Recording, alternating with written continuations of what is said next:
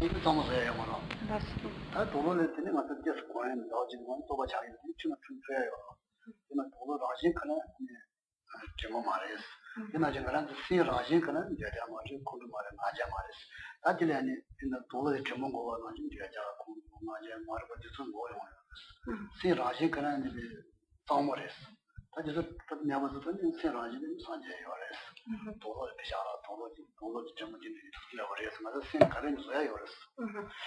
Le Bouddha Shakyamuni a expliqué que dans sa nature ultime, l'esprit était clair, était pur, qu'il était libre de toutes les perturbations mentales et qu'il s'agissait en fin de compte de laver, d'épurer, de laver cet esprit de la même manière que l'on lave un vêtement sale, mais que l'esprit en lui-même avait cette nature de pureté, de connaissance, de qualité.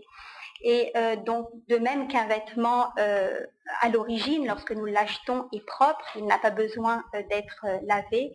De même, notre esprit à l'origine donc est pur, et c'est seulement lorsque le vêtement ou lorsque l'esprit sont environnés de taches qu'il ait besoin de laver ce vêtement ou de faire en sorte de purifier l'esprit pour revenir à sa véritable nature.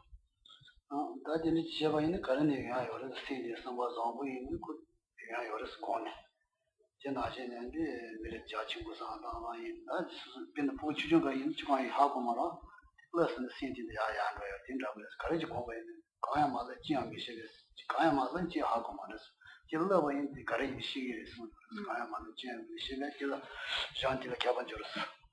Et puisque la nature donc de l'esprit est parfaite, il est possible de retrouver cette nature parfaite originelle de l'esprit.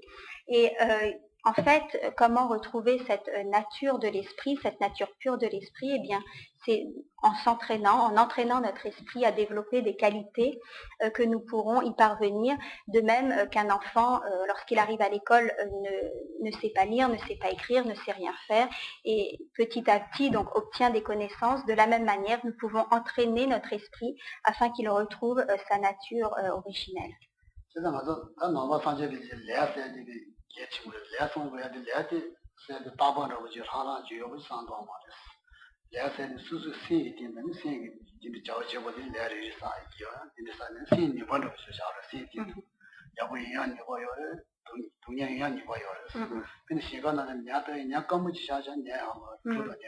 사대리 감사전 그 지에 니버요 감을 지마나 아데는 추동지는 최우선 문제예요. 지나지만 또 신디겨 이게 니버요 신디 니버지.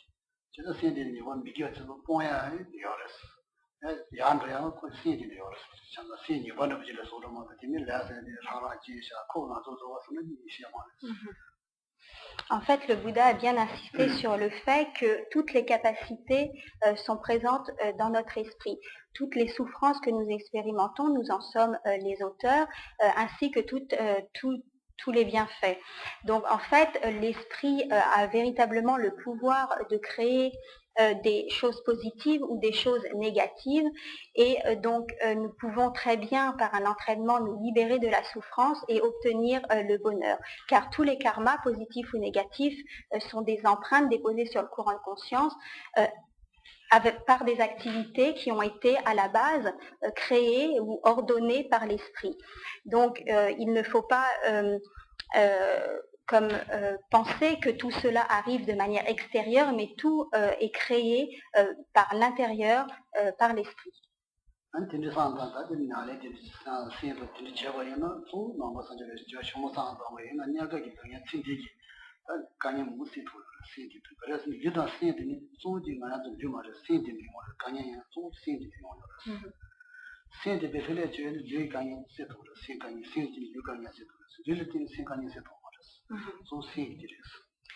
Et pour ce qui est de nous libérer des souffrances, aussi bien les souffrances mentales que physiques ont été créées à l'origine par l'esprit. Et donc les soins que l'on peut apporter au corps peuvent apaiser dans une certaine mesure l'esprit, mais c'est surtout l'esprit qui va être à même d'apaiser les souffrances du corps. Donc en fait, les plus grandes souffrances sont également les souffrances mentales, davantage que les souffrances physiques, et c'est l'esprit qui va pouvoir faire en sorte de régler l'ensemble des souffrances, qu'elles soient physiques ou mentales.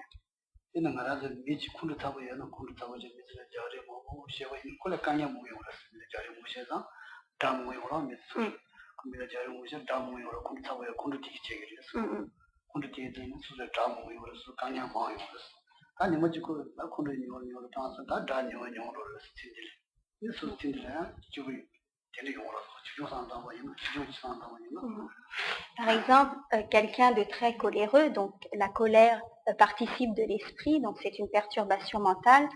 Quelqu'un de très coléreux va créer autour de lui un grand nombre d'ennemis qui pourront le frapper, lui nuire, et donc toutes ces souffrances finalement proviendront à l'origine de l'esprit. Il suffirait en fait qu'il change un petit peu son esprit, qu'il oriente son esprit vers des sentiments plus positifs pour que toutes ces souffrances, que toutes ces difficultés soient réglées.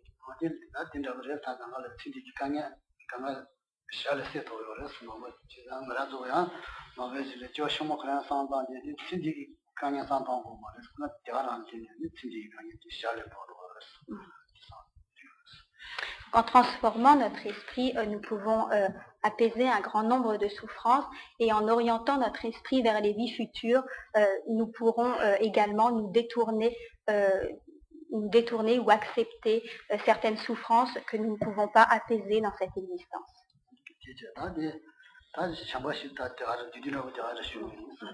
Donc voilà pour un enseignement résumé de la suppression des 4 attachements. Donc on n'a pas beaucoup de temps pour développer à chaque fois les enseignements. Geshe-la voudrait dire autre chose.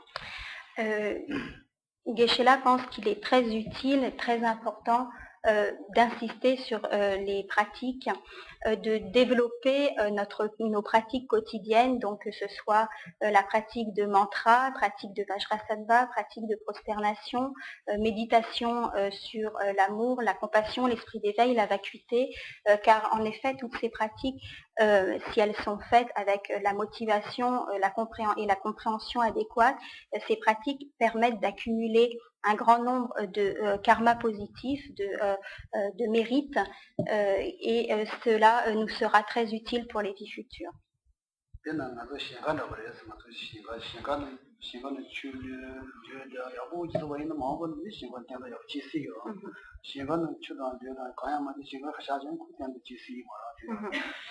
De la même manière que dans un champ, si nous plantons des graines et que nous prenons soin à notre culture en arrosant ces graines, en faisant attention à ce que les plantations aient suffisamment de soleil, qu'elles soient plantées au bon moment, de manière adéquate, bien arrosées, etc. Donc si nous prenons le plus grand soin à cette culture, il n'y a aucune raison pour que nous n'ayons pas une bonne récolte. Et c'est la même chose pour les pratiques du Dharma.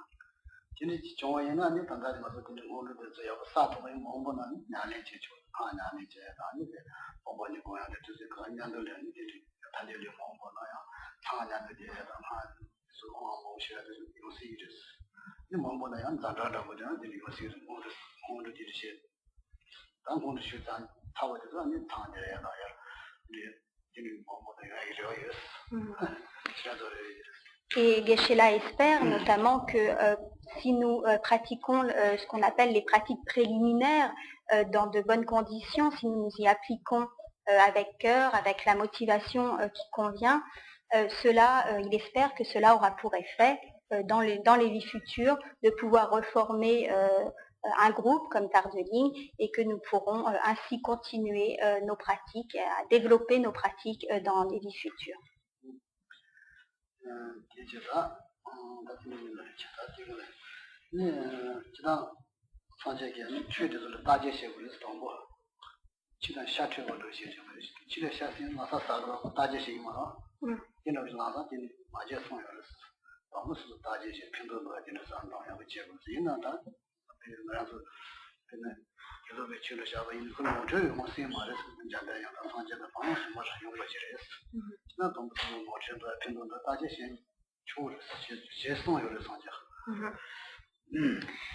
De manière générale, les enseignements du Dharma, notamment dans la tradition Gelugpa, ont été donnés par le Bouddha Shakyamuni, ont été repris par de grands maîtres et donc ont été comme examinés afin qu'il n'y ait pas d'erreur qui ait pu se glisser dans ces enseignements. Donc on dit qu'ils sont purs et authentiques. Malgré tout, cela ne nous dispense pas d'une analyse de l'examen de ces enseignements pour voir si nous pouvons les accepter pour nous-mêmes ou si nous ne pouvons pas les accepter, les mettre en pratique. Donc de même qu'un chien, lorsqu'on lui donne un bout de viande, va examiner ce bout de viande, bien le renifler pour voir s'il est ou non empoisonné, s'il est bon pour lui, s'il ne va pas le rendre malade, s'il est adapté pour lui, s'il doit ou non le manger. De la même manière, nous devons être vigilants et bien examiner les enseignements et ne pas les accepter d'emblée sans analyse.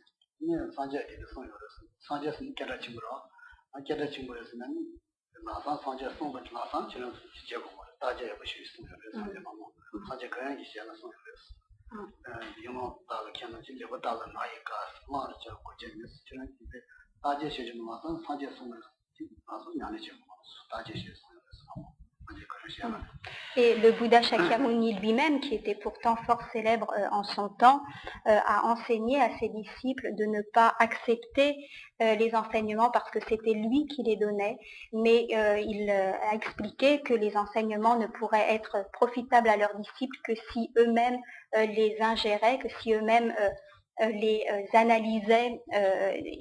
Donc ils ne pouvaient pas les digérer s'ils n'avaient pas eux-mêmes pratiqué une analyse auparavant et qu'ils ne ressemblaient à rien. Donc d'accepter les enseignements parce que la personne était célèbre, parce qu'elle avait une bonne réputation, etc. Donc il fallait avant tout analyser les enseignements par soi-même pour voir si oui ou non ces enseignements nous convenaient.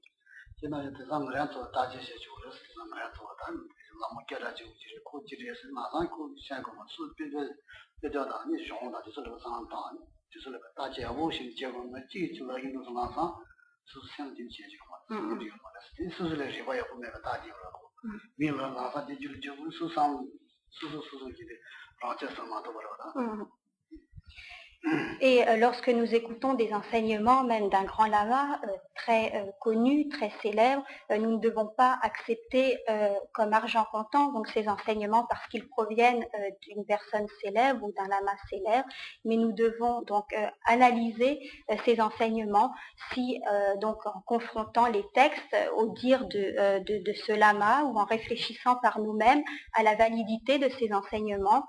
Nous ne devons donc pas les accepter comme si nous étions des personnes handicapées, sans aucune intelligence, et comme si nous acceptions les enseignements comme des personnes qui seraient mentalement déficientes et qui n'auraient pas la faculté donc d'analyse.